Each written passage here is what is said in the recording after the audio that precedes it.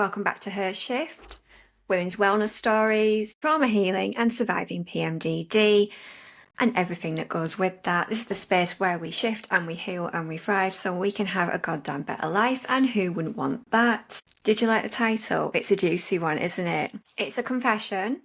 And it's also a big realisation. Yes, I spent over £50,000 on self-improvement courses, coaches, masterminds and therapies, and I ended up feeling worse. Don't worry, there is a happy ending, there is a resolution, and I want to tell this, my story in this episode, because I get the feeling there'll be many of you out there that have done similar, and maybe it's become a bit of a grubby little secret. Maybe you think whatever I do, however much money I throw at this, it's not getting better. If anything, I feel worse. And I'm going to tell you how I made a massive shift with this and was able to bring it around, and also utilize what I've learned along the way, and actually feel better about spending all that money and realize, yeah, how I've got to here I am today. And does that make sense? And that it was not in vain. It's all good. Promise you, there's a happy ending, and there's going to be really valid reasons why we do this, why we feel worse, why we feel so guilty. It's really, really common, especially in the women's wellness space. You will be shook off, I promise you. So, also as well, if you can see me on YouTube, I've still got my braces in. I was all excited, right? I went to my appointment, and it was like going to be the last appointment before I was booked in to have them removed.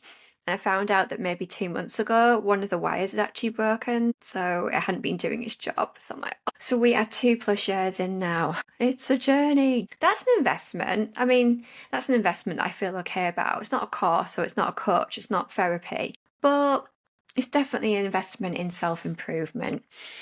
And it is ongoing. Thinking £50,000, and I'm saying, yeah, at least. So this was over a period of 8 or 9 years, I'd say, and obviously not at once. And it's been a mix of, like I said, it's been therapy.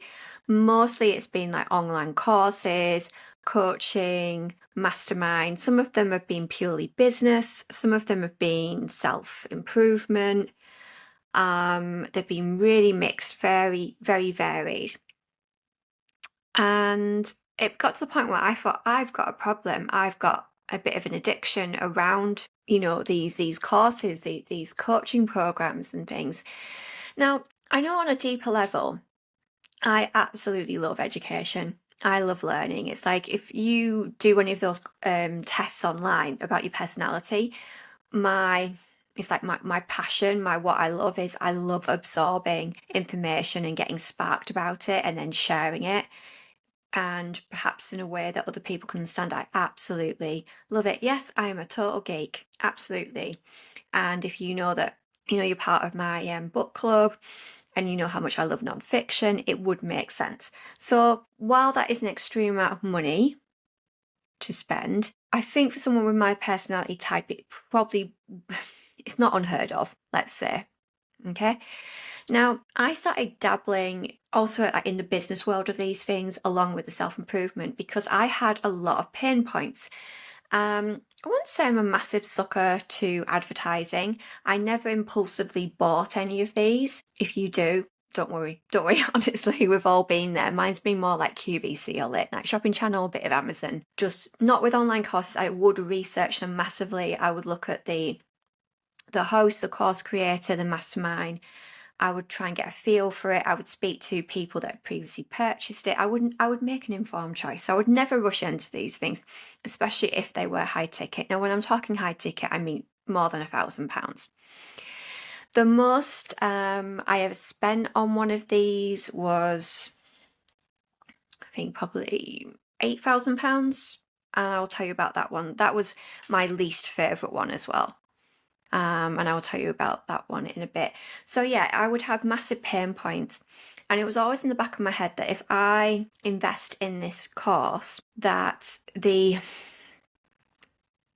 pressure to do well because of the amount of money it would cost would incentivize me to do it.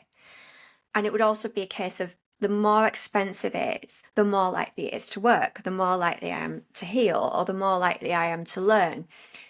There was a massive side of it to do with business in that I thought if I learn these skills, I will make my money back as well because it will give me a set of skills for my online businesses that I can take with me. And it absolutely has. I would not be doing this podcast right now if I'd not invested in a lot of the business and tech courses that I have done. So the advertising would hit on my pain points, and I would think, this is it. This is going to help me so much. This is going to heal me or improve me or going to make me be able to make more money. And if I have more money, I've got more options, especially as a woman. I've got choices. I can do this, I can do that, etc. So it was really there. And I'd say probably once I got stuck into my first big course, which was on money mindset and financial stuff, that I remember sitting down to do it and feeling this feeling that I'd felt at school, where I was thinking, this is a topic that I'm really excited to learn about. This really resonates with me. I've just spent a lot of money doing it, so it's my choice. It's not like how, when you go to school, you have to go to school and you have to do your homework. This was like, I'm choosing to do this. And it was hard and it didn't feel good. It felt like my brain was shutting down. It felt like I was freezing. I felt like I was getting behind, even though there was no such thing as getting behind. You were on different cohorts, you were all moving through the courses. I felt like in the community groups for courses that I wasn't as involved as other people. I felt like a fraud. I felt like I shouldn't be there. I felt like I wasn't doing well. And in particular, when it was to do with business or finances, I really felt like a lot of people were quite justified in sharing their success stories, but I couldn't do that because I was not up there with them. And yes, I found it really, really hard, which again I struggle with because I thought, I think I'm quite intelligent. I think no, I remember being able to do this at school or whatever. Why am I struggling with this? It honestly felt what should have been a pleasure and a real treat for myself and a lovely investment felt like an absolute chore. And that upset me. And instead of pulling back and thinking about why that might be the case, I beat myself up about it. I thought, I'm broken, I'm not doing it right, I'm stupid. Oh, everyone else is doing this great. Everyone else is doing really, really well. I now know that actually there's a really high percentage of people that buy online courses and actually never finish them. Sometimes they never even start them. And there's a lot of people that because they see all the success stories, they feel like they can't share their vulnerability, their struggles, etc., etc. When I would go in one direction and it wouldn't work out, I would then I'm going to go and try, see what appeals to me next. And it might be, so for a while I was doing male-led courses. They were often American, male, I'd say bro marketing, successful business entrepreneurs, that side of things. As in, not something that represented me, but I thought that would be good because I would be absorbing information from a different perspective. I'm not saying that when it comes to our therapy, our self-improvement, our learning, it's not a bad idea to consider people that are different to us or in a different field. It certainly does give a different perspective. One of the things I've noticed I found my preferred coaches now. I found my preferred material. And I have to say, it does tend to be usually women. 90% it's women who are maybe just a few stages ahead of me in their growth, their journey, or what they know. And one thing I've noticed, and this has happened by accident, is they all tend to be neurodiverse in some way, which I think is quite interesting because I'm very neurotypical. And I love the way their brains work, which are so different to mine. So therefore it can give me a very alternate view. So I know that if it's business stuff, I can give it to them. They'll look at it in a completely different way to me. With, again, healing, I know that, and therapies, that if they are neurodiverse and they've got to the stage where they are, again, they can offer me a really different perspective that I would never have considered because of the way that I view the world. So that's kind of happened by accident, but I think it's very telling that I'm probably in about 3 different groups at the minute with the sort of like ongoing memberships, things like that. They're all women, and I think they're all neurodiverse, and 2 have certainly got ADHD. So it's really interesting. Anyway, I digress. So I would do all these, yeah, so I would buy courses, try them. I would never feel like I'd accomplished what I was meant to accomplish. It wouldn't solve the pain point. I would do my absolute best, and I would nearly always complete them, or certainly do 90% of them. I would participate as much as I could, but I would just end up feeling more and more shit about myself. I began to feel worse, the guilt, the shame that I'm not good enough, I'm not intelligent enough, and they just became like a dusty file on my computer that I was like, oh, I don't want to even look at that. Like, I remember when I did that and it didn't work out for me. And then one of the things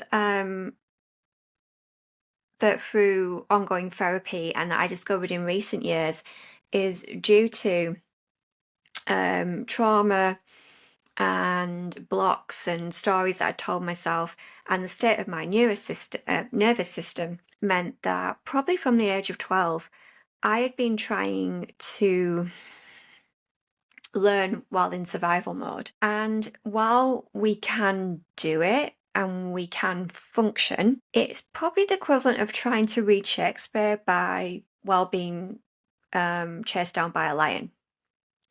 Yeah. It's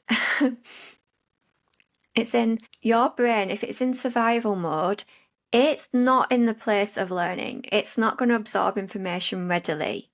It's in a hypervigilant, panicky state. And that's where I was. And I think I've mentioned it before on this podcast where after the experience of my gran, who was my mother figure in my life, she died quite unexpectedly at the age of 12. And when I went back to school and went about doing my work as normal in class, I suddenly couldn't do it. I found work really hard. I found school really hard, and achieving what I'd achieved before so easily just it didn't come easily to me, and it never came easily to me again.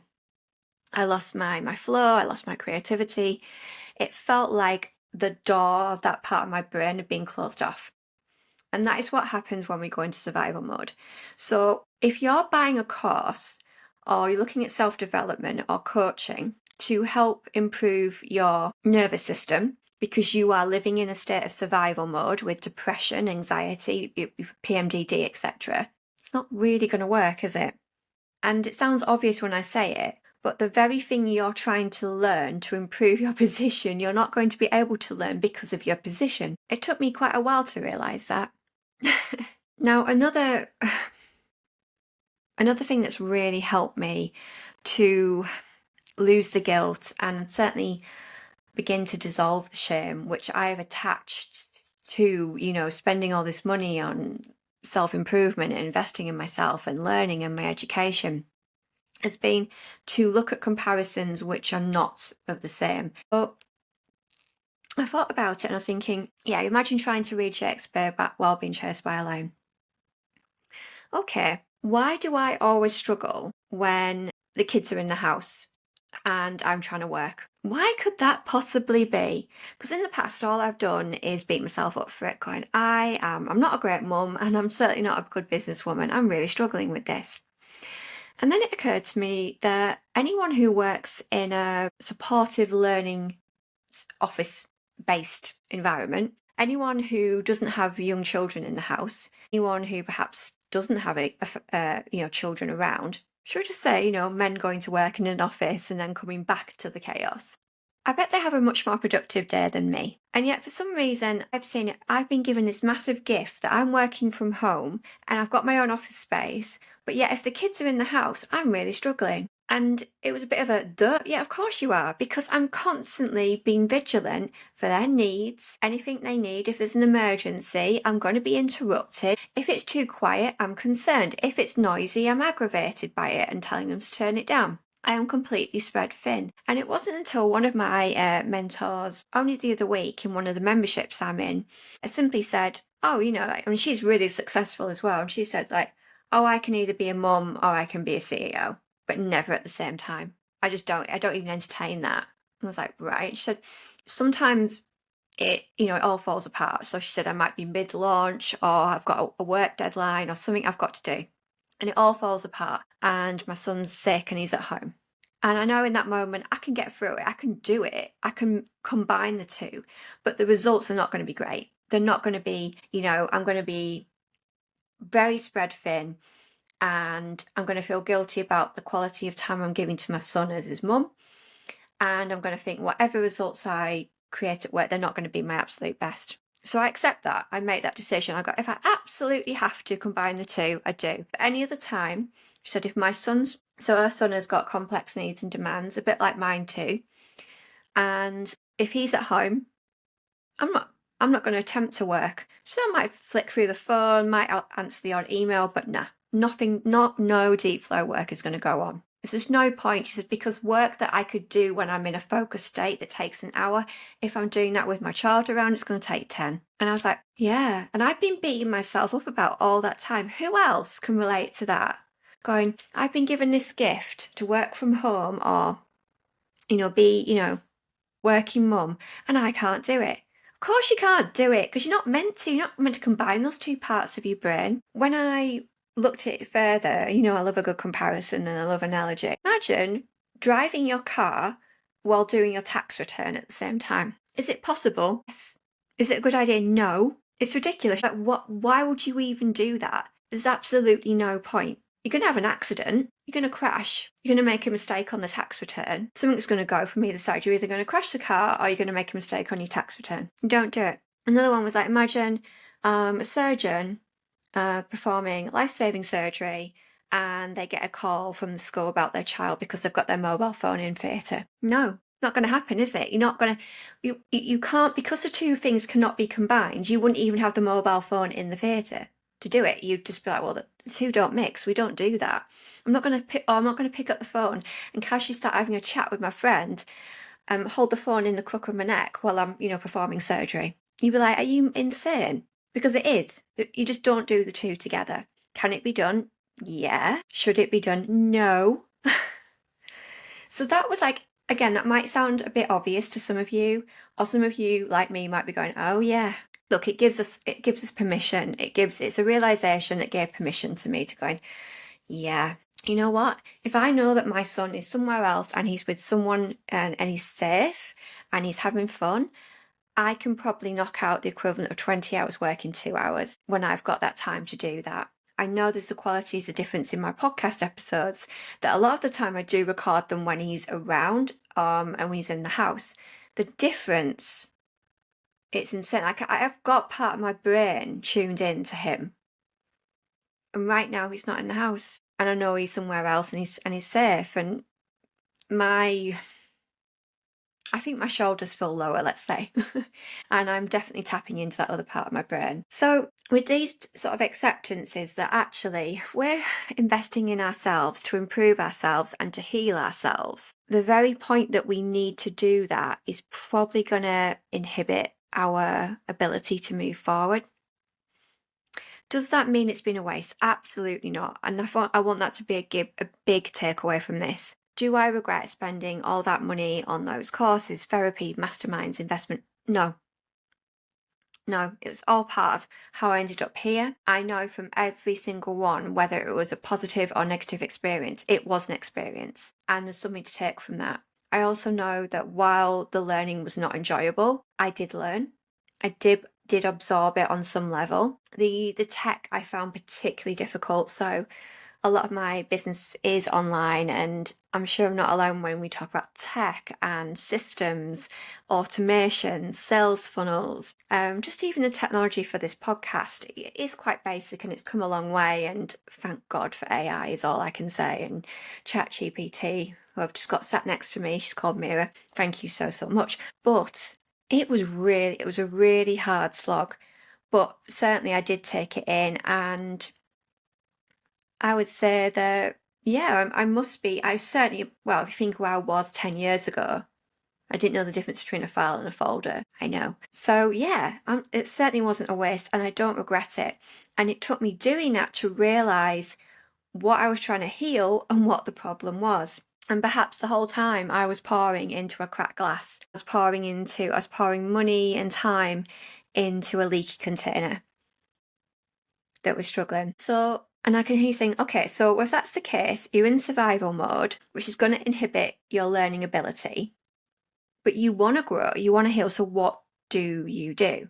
Okay. So from my lived experience and my £50,000 plus, I would say it's all about shifting the perspective of how we view these things, and give yourself, first of all, grace in that if you spent money on anything that was to improve your life, be kind to yourself about that. You weren't being frivolous. There was a reason. There was a reason you bought something, invested in something, chose to go down a certain learning path. And if it was to better yourself, that is the purest, simplest form of self-love there is. Do not feel bad about that. Second of all, the things that have really helped me going forward is I've really honed down on what has been helpful to me and what my learning style is. So I'm a very, I would say, visual / audio type learner. So if it was like Strictly Come Dancing or Dancing with the Stars, I would have a real problem because I do not learn as I go. You know, people go, step into my kitchen, put an apron on, and I'll teach you to cook we'll do it together. I'm like, no, I can't do that. Or I'm going to show you how to dance by getting in, dancing. I want you to start dancing with me. No, I would need to watch a dance maybe 100 times over. And this would include, this is probably why I struggled to learn to drive at first as well. I need to watch and watch and watch. And then from there, I need to understand why they're doing it. It needs to click in my brain. So I would want to watch the dance, feel it, understand the story of it, break down the sections. And then I'd be like, and then they're going to move that part of the body there, which means that part of the body is going to move to there. Yeah. I did not realise how adverse I am to just getting stuck in and learning. I cannot learn that way. I mean, I can, but it's going to be painful.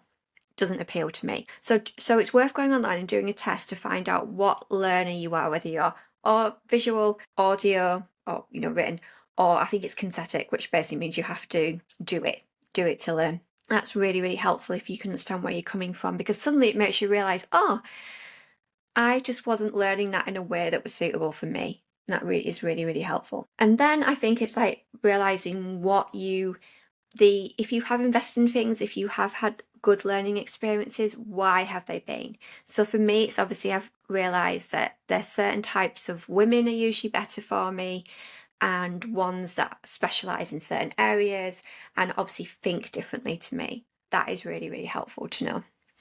To take away the guilt and to certainly lessen the shame, I have a lot of more cheaper, more affordable memberships and subscriptions, because I don't feel bad about then having my Audible membership and maybe not listening to a book as much that month, because it's such a low price. And the same with like memberships. So a lot of the ones that I'm in, it's like you pay monthly or you pay one entrance fee and that's it.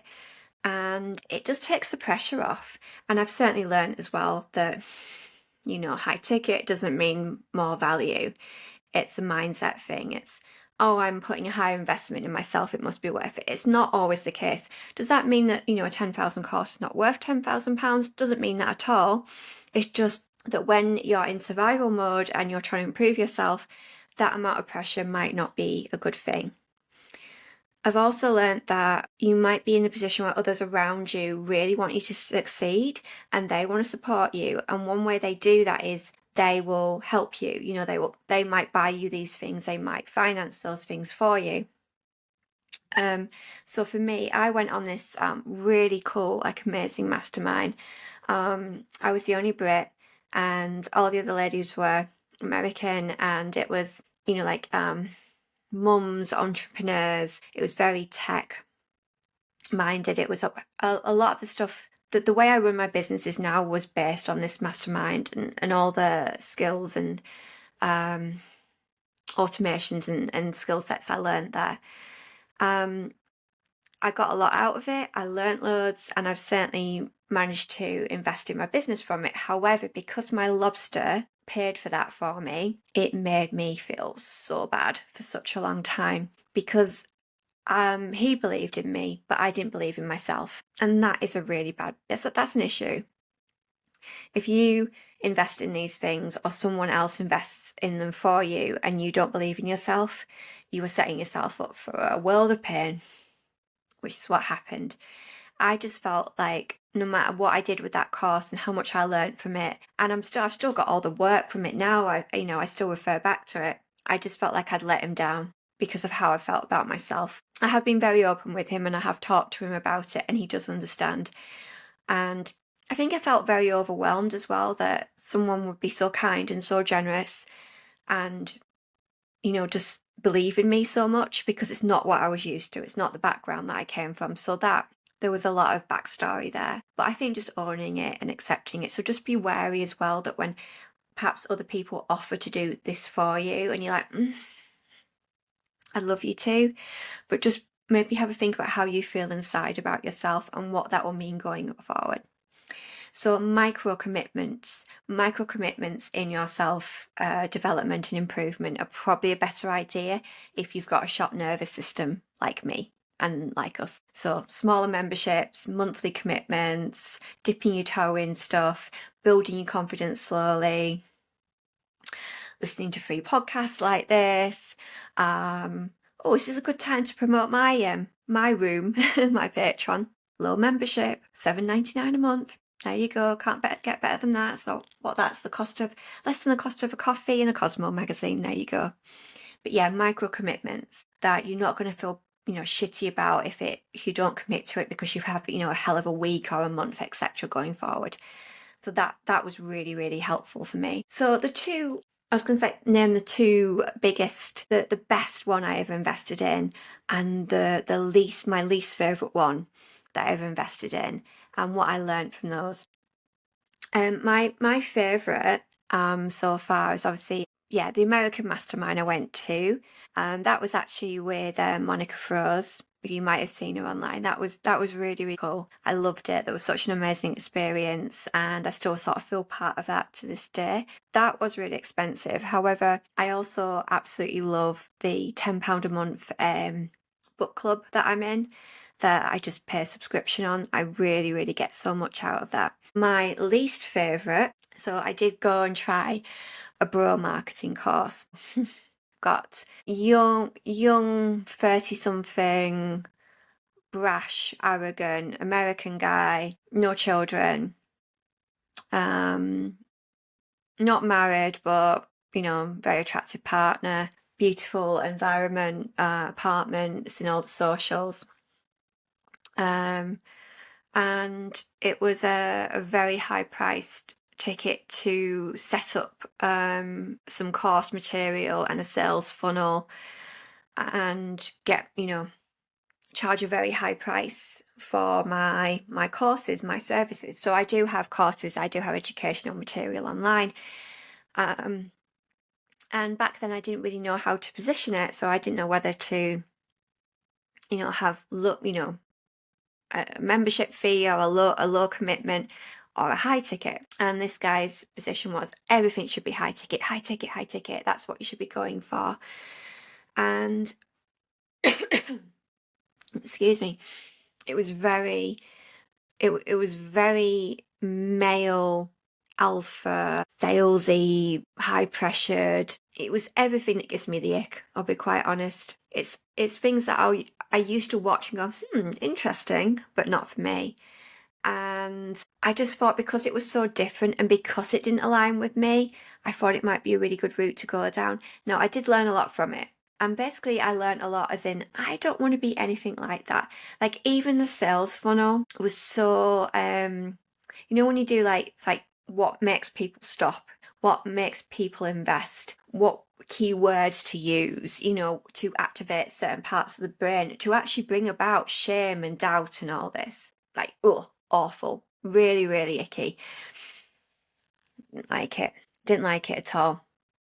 And I would say, I did get a lot from it, but it left me with such a taste in my mouth that, again, I probably felt really guilty for such a long time about that. It was probably just before COVID, actually, that I invested in that. And it kind of drifted away slowly as COVID hit. So again, I don't regret it. It was a massive experience and realization in what I do not want to be part of. And it's also taken me to the position I am now, where I've got everything I do for her shift and the room and Battlefield Red. It's like, no, it's either got to be free or really affordable, available to the masses. That's what it's got to be about. It's got to be about legacy, community, sharing, growth together. I will not do high ticket. I will not do upsells. I've said it and I've said it here now. So, which leads me to ask you, and I'm dying to know, what investments, what have you spent money on? What have you splurged on to try and improve your life, improve your position, whether they're courses, coaching, I don't know, a holiday, a retreat, a car, something like that, which you thought was going to massively improve your life, which was going to be your silver bullet, was going to fix everything. And then perhaps it turned out not to be, and then you felt shit about it. Would you mind sharing that with me? You can share it with all of us, but would you mind? I would absolutely love to hear that, because I kind of think that by me spilling my guts here and other people also going, yeah, oh yeah, I've done that. Yeah, I've done that. I thought it was just me. I just think it massively helps us. It helps her shift. Nothing helps healing more than when we feel in it together going, it's not just you, babe. So I hope that has been in some way informative and that you don't feel alone with that. And if you've got like a dusty, dirty investment in your growth secret that you been hiding, or it's made you go, oh yeah, maybe you've spent a lot less than me, maybe you've spent more. But I want you to know that you're not alone with that, and I hope that that is somewhere helped. And I hope you realise as well that we can do anything, but not everything. And certainly not at the same time. So a little bit of acceptance and a bit of grace. Please remember that when you are next juggling everything in this world. I think I compared it to walking a tightrope while loads of bags on my back, juggling some plates and doing a backflip and then being like, oh, I landed, I survived. And that's not what life is about. We don't want that. I would love you to check out the room, which is my Patreon. The link is below. There is work like this, there was questions like this, there was conversation like this, but on a deeper level. I've also got some really, well, I think they're pretty cool freebies down in the show notes. I've got some free downloadables. I've got the PMDD survival kit. I have the shift list, completely free. Check it out, see what you think. And can I ask you a favour? I can only grow this space and continue to do this, especially while the little human is out the building, with your continued support. So if you wouldn't mind liking, reviewing, leaving me a review, please leave me a 5-star one. I've said it. It really does go a long way into making the podcast more searchable and therefore accessible to more people. Any ideas about what you'd like me to talk about next, please let me know. My inbox is always open and I absolutely love hearing from you. So it just leaves me to say, please remember you are doing amazing. Please, please, please keep going. You are stronger than you think. Oh God, I have so much respect for you. And as always, sending all my love.